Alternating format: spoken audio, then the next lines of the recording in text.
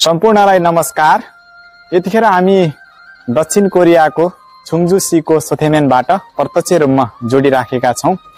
आज हामी यहाँको ऐतिहासिक भवनहरूको चाहिँ अवलोकन गर्ने संयोगवश साथीहरूसँग यहाँ जुट्यो। साथै यहाँको प्राकृतिक सौन्दर्यताले निकै सौन्दर्य ठाउँ रहेछ। साथै यो घना जंगलको बीचमा यहाँ भवनहरू रहेछन्। प्राचीन कालका ऐतिहासिक भवनहरू अवलोकन गरियो। साथै यसरी हेर्न सक्नुहुन्छ यहाँ बाक्लो एकदम जंगलहरू छ। सबै यहाँ प्राचीन चित्रकलाहरू, प्राचीन मनोरक दृश्य देख्न पाइरहेका छौं। कस्तो लाग्यो त यहाँ हेर्न पाउँदा?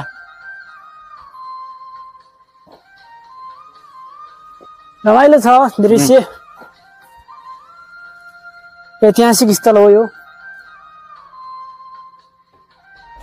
यता खोला छ, यता खोलाको यता बीचमा यसो भवनहरू, यहाँ चिन ऐतिहासिक भवनहरू छन्। यता खोला छ। वास्तुकला यहाँको निकै आकर्षक छ।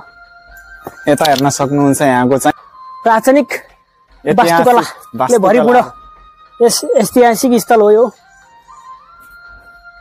यहाँ देख्न सक्नुहुन्छ यो प्राचीन हान्चा भन्छ यसलाई। यो हान्चामा लेखिएको प्राचीन कोरियन भाषाको उत्पत्ति हुनुभन्दा पहिलाको यो निकै रमणीय ठाउँ रहेछ। यहाँको प्राकृतिक दृश्यले निकै भरिपूर्ण ठाउँ। यहाँबाट पनि केही लामो यात्रा गर्नेछौँ। तपाईहरुलाई हाम्रो यहाँका दृश्यहरू फुर्सदको देखाउने छौं।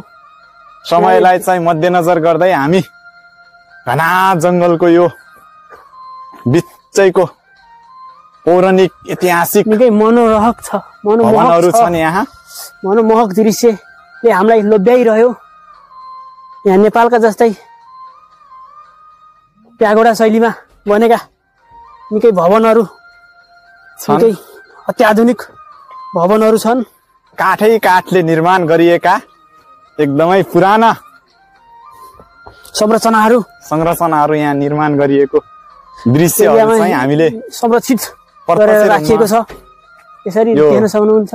दक्षिण कोरियाको छुङजु सिटीको सोथेमेनबाट हजुरहरूलाई प्रत्यक्ष रूपमा देखाइराखेका छौं। सक्नुहुन्छ यहाँ यो नेपालको धरहरा जस्तै देखिन्छ, तर यो धरहरा चाहिँ होइन, मन्दिर हो।